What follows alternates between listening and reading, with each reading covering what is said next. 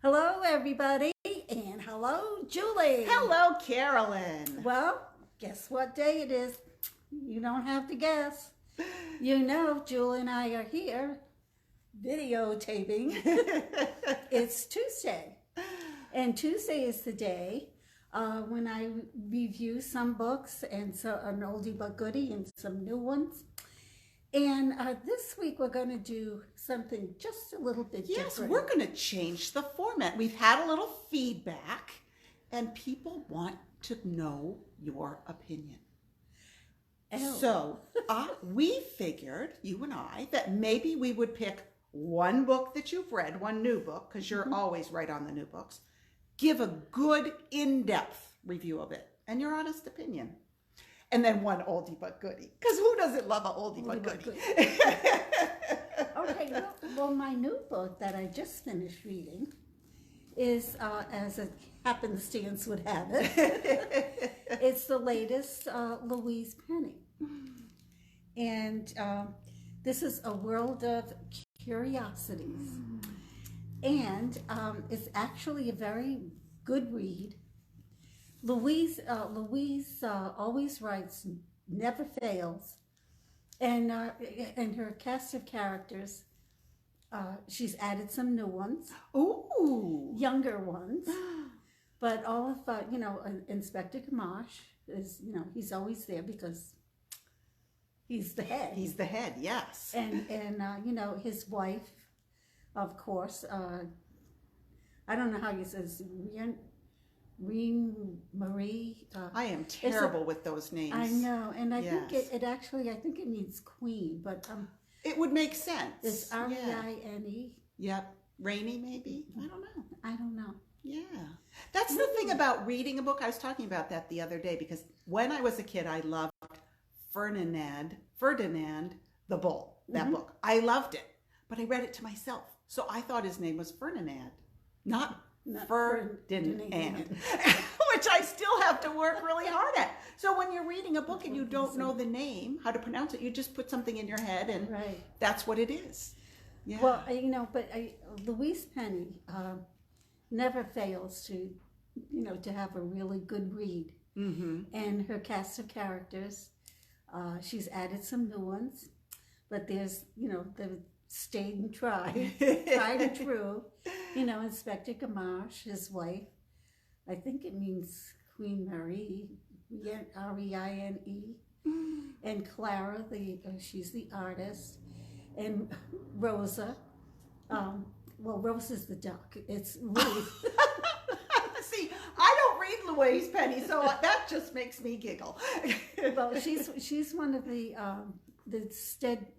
standby or steadfast characters that populate all of Louise's books, and she has these characters. So my friends and I took a ride to Canada, and we stayed overnight. In the book, she calls it the bistro, but we stayed at the auberge, which is the hotel. Yeah.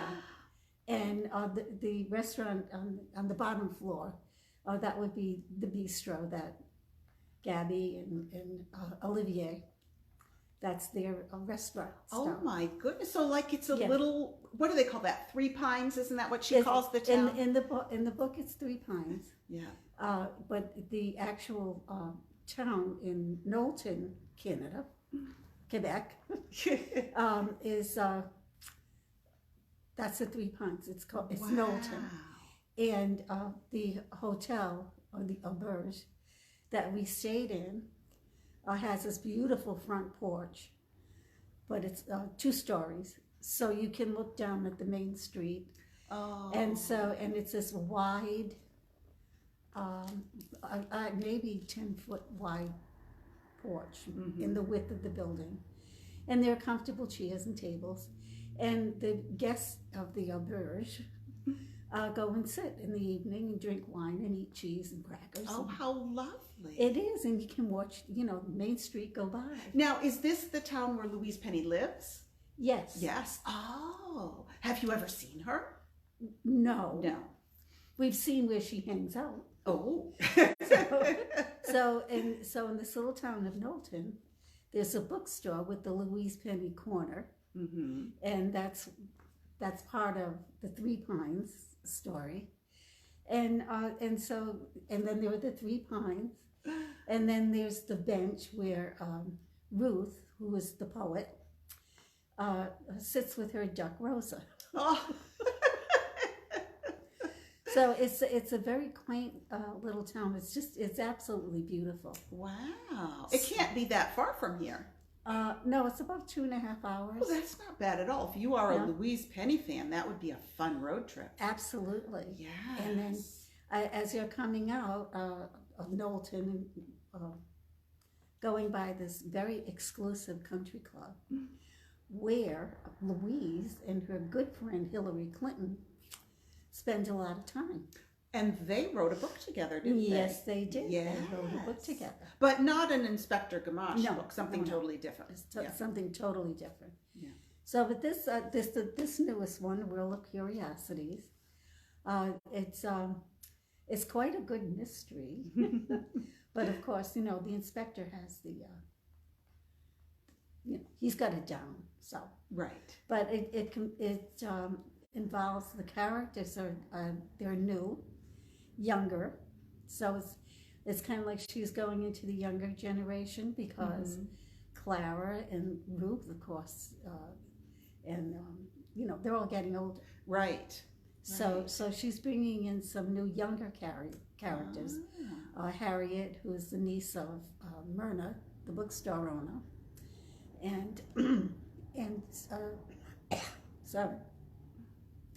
And two youngsters that, in one of Inspector Gamache's cases, the parents died, and he kind of adopted the daughter.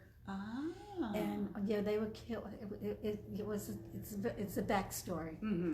But anyway, this is very, very interesting because there was new characters, plus the old ones, but a really fascinating read, and it's really a world of curiosities. I have heard some people say that the subject matter in the beginning is difficult. Yes. What does that mean? Well, it means that if you're not familiar with the book, you have to kind of, because he goes through a lot of the same characters that he's always done. But it takes a while to get around to the meat Of the story? of the story. I'm not quite sure if she's she's a good writer, so I'm sure she had a plan Right. for this. Yeah. And actually, you just read a little bit. She goes back and forth between present day and Gamache's memories. Okay. But it's a good read. Excellent. And if you're familiar with the Louise Penny, I know if you're not on the waiting list for this, call the library and get on the waiting list. Right. We have, I think, 3 copies. I think so. Yes, you're right. Yeah. And this is our North Walpole branch copy that I am fortunate to be here on Tuesdays. Yes. So let that be a little nod to you. Almost a behind-the-scenes tip. Behind-the-scenes tip is that the North Walpole branch of the Walpole Library has very, very good selection. Yes, they do. And sometimes they're, sometimes we get them here and they're not there. Yeah. Or we have a copy and there's a copy copy at the main branch, so that makes two copies. And actually, and so this one is our copy here in North Walpole. Yes. So I got my hands on it right away. So. And here's a picture of Louise. She's very handsome. Ah, yes. Yeah. So it's always a good read. Always a good story. Always a good story. Yeah. And you don't have to read them in order or anything because each book is standalone. However, the caveat is that they're the same recurring characters. Yeah. But she always gives a brief background. Yeah, because this is we were trying to remember what it was, some crazy number, like 20 29, something So like it might that. be intimidating to think, oh, I have to go all the way back to the beginning No. and read up to here, but no. No. Okay, So good. So but this is good. I really enjoyed this. Excellent. All right, do you have an oldie but goodie for us? I do, and and I've done these before. I know what this book is going to be about. But I love James Herriot. Oh, I do. yes. And with the PBS series, All Creatures Great and Small. Yes. And they're having new ones now. Ooh, do we have that at the library? I don't know the answer to that. The video? The videos at the library, do we? I think we do, but because I think this is the 8th season. So, Oh, wow. So yes. the very new season is. Yes. Is And new. if we don't, we can borrow them from another library. Exactly. Yes. But James Herriot is a nom de plume. I did not know that. Yes, he writes. He's I forgot his real name. It's terrible of me. But he is a Yorkshire vet, and he started writing these stories with James Herriot. Mm-hmm. But actually, he's an actual vet in the Yorkshire Dales, and I started reading him. He has a book series. There are 4 of them. All Creatures Great and Small. And the Lord God made them all. And there's All Creatures Bright and some kind of bright. Bright and Beautiful. Yeah, Bright and Beautiful. Yep. Yeah, I read that series. And it's a wonderful series, and it had got me hooked. Mm-hmm. And so he has written other books also besides those. And this is one of my favorite James Herriot dog stories. Of course, dogs. and it's just full of dog stories, and some of them will make you laugh, and some of them will make you tear up. Oh. And there are some that oh my God. And but he's such a good writer. Mm-hmm. If you're an animal lover, you don't have to be. You could be a cat person or a dog person. Mm-hmm. Or a donkey person, which reminds me. Or a goat person. Or a goat person. Yeah. Yeah. But all animals are, they just melt your heart. Yes. So, and James Herriot has a wonderful way with words that they just stick to you, and you actually feel when they're in pain. You feel it yourself. Yeah. And when they're happy, you're happy. You don't really have to be a dog lover or a cat lover or any specific animal lover to enjoy these stories, because they get to the heart of you as a human being, how you relate. Right. Because they're timeless. You think these books are quite old. I mean, I read them when I was younger, which was, in the dinosaur years. Yeah. And still to this day, those themes that he has are timeless. The way he writes is timeless. You just, it's just timeless. Right. And the PBS series with All Creatures Great and Small on airing now on television is just, the original series with the same characters was wonderful, and the newer one with the same characters, different actors, are just it's just so good. It's so hot. I just love it. I can't wait for Sunday evenings, because that's my PBS night. So, but this is one of my favorite dog stories. Oh, good. But he has, if you haven't read that first series, yes, All Creatures Great and Small, just wonderful, beautiful, good Lord God made them all. Yeah, it's a 4-book series, and it is just wonderful. And we have the series at the library. Yes, we do. Yes. So, yeah, I recommend this. I think, if you like animals, you're gonna love this book.